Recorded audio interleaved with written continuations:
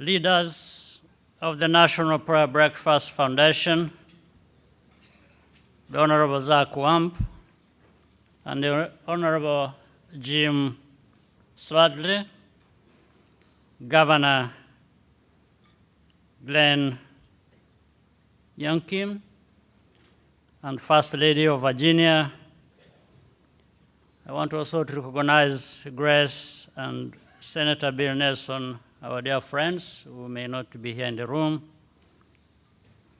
members of Congress, distinguished ladies and gentlemen. I was invited here today to answer a simple question, a question that any Rwandan should be an expert on. After a country loses a million people in a genocide, how do you repair that country? I have asked myself this question for the past 30 years. Every Rwandan has. And I still don't have all the answers. We lost 10% of our population over the course of 3 months in 1994 because the government of the time said the only way to save the country was to kill all the Tutsi down to the last infant. What is a Tutsi? Surprisingly, there is no easy answer to that question. But at that time, all that really mattered is that a Tutsi was a Rwandan who was marked for extermination. I'm going to tell you a bit of that story and also about how we stopped the genocide and have worked to eradicate the evil at its root and prevent its transmission to a new generation.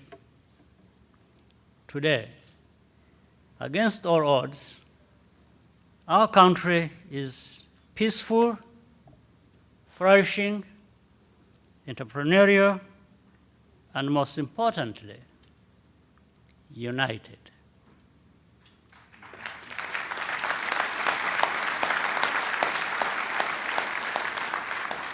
But Rwanda's experience is more than a story. It's also a warning.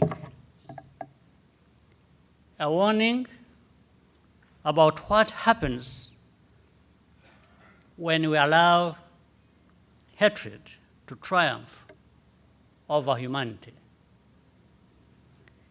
We see divisions growing all across the globe in every kind of country, no matter its level, even here in this exceptional nation. But there are no people in this world who are more exceptional than others. A genocide can happen when a society loses faith in the future, when it loses faith in the power of faith itself, and when it can no longer distinguish truth from deceit. A genocide can happen when political leaders preach division and hatred, while people of faith and people of science remain silent. The story I'm going to tell you is about Rwanda, but is also universal. And the world has not yet learned the lessons which Rwandans have had to learn at an unimaginable cost. Like countless other Rwandans, I was driven into exile at the age of 4. At the time, our country was gaining independence. We grew up in refugee camps, stateless and forgotten, with the constant reminders that we belonged nowhere. We were even being told that Rwanda was full and that would never go home.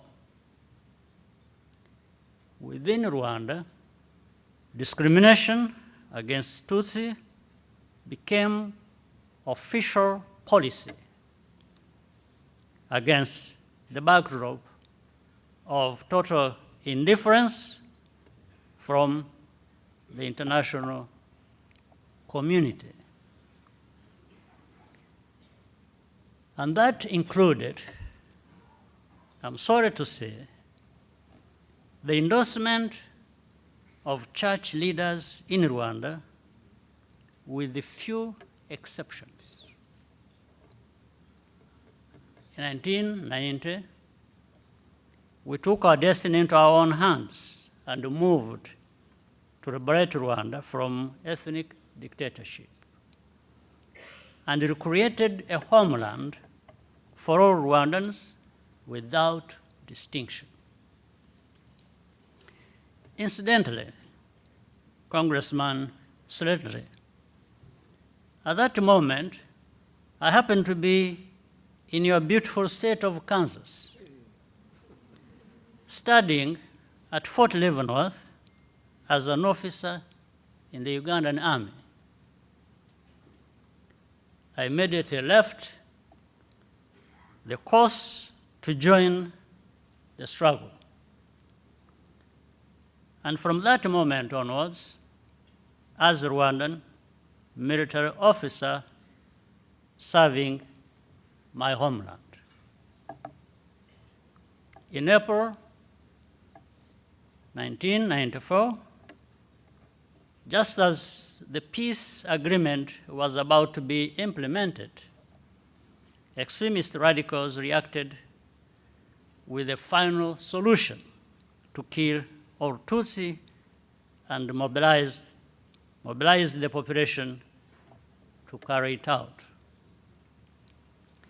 Every Tutsi became a target for murder. Any Rwandan who opposed the genocide was also marked for death, and many paid the price.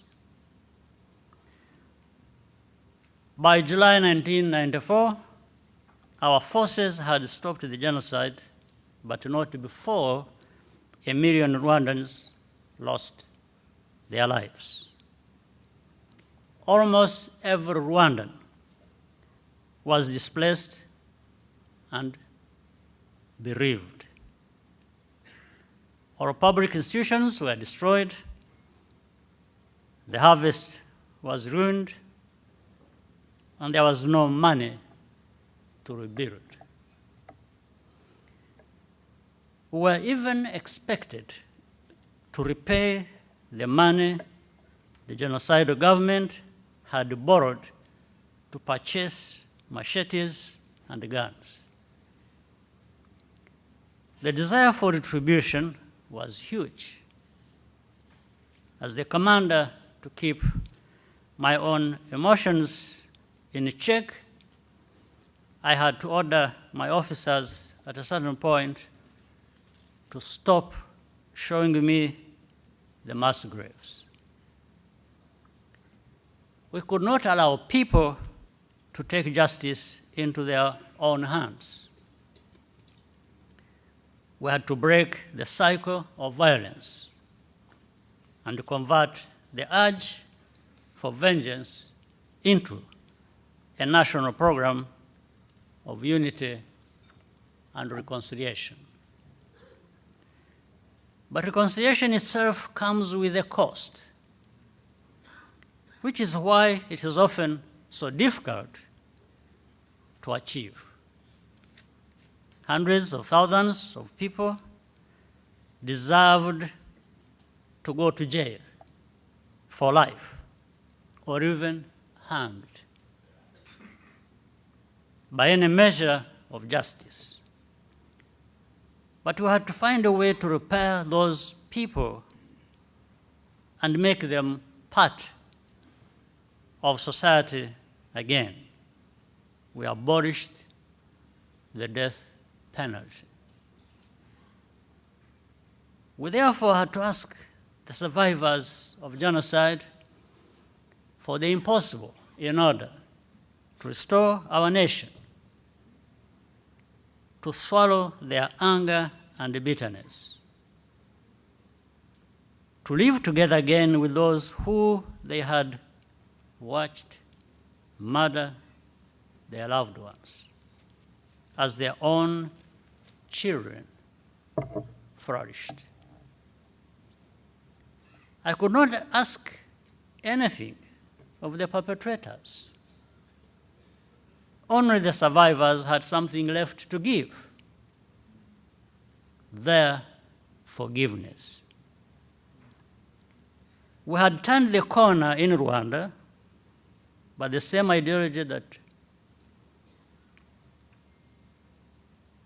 justified the genocide against the Tutsi is still alive and well in our region. And we see the same indifference from the wider world as in 1994. It's as if those expensive lessons are always lost, and we stare blindly as the same type of situation builds up again and again. Reconciliation is painful but necessary, and requires humility and confidence in equal measure. Most importantly, it requires dedicated leadership which reaches out to all elements of society. Reconciliation is an act of faith because it requires a leap of the imagination, a belief in the unseen, in a reality which all your senses tell you is impossible. It means envisioning a new nation, free of hatred and injustice, and turning that dream into flesh and spirit day by day. The function of leaders is to give people the trust to suspend disbelief for as long as it takes to transform the mindset of the next generation. Throughout this period, I constantly questioned myself. As Rwandans, we doubted ourselves. And for the rest of the world, Rwanda became a metaphor for the worst side of human nature. But Rwandans refuse to be defined by that. Leaders are there to absorb that pain and bear the weight of doubt, not to create more pain and use doubt as a weapon for political ends. This is also the reason why faith leaders were key partners in our effort to rebuild after the genocide. Reconciliation does not always mean resolution. In Rwanda, we do not all agree. The decision to forgive is ultimately a private act of each individual. But reconciliation does not mean that our society has committed itself. It does mean, reconciliation does mean, that our society has committed itself to never again go back to that dark past, no matter what.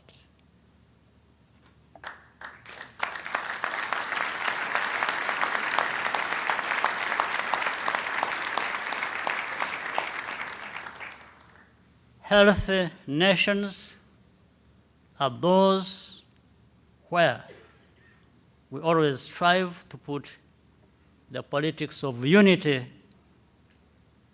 and peace above all else, no matter how many times we fall short of that idea. Joseph, as you recall, was sold into slavery in Egypt by his brothers. But he rose to the pinnacle of Egyptian society because of his integrity. As a result, he later found himself in a position to save Israel, including his brothers, from famine. It is the practice of reconciliation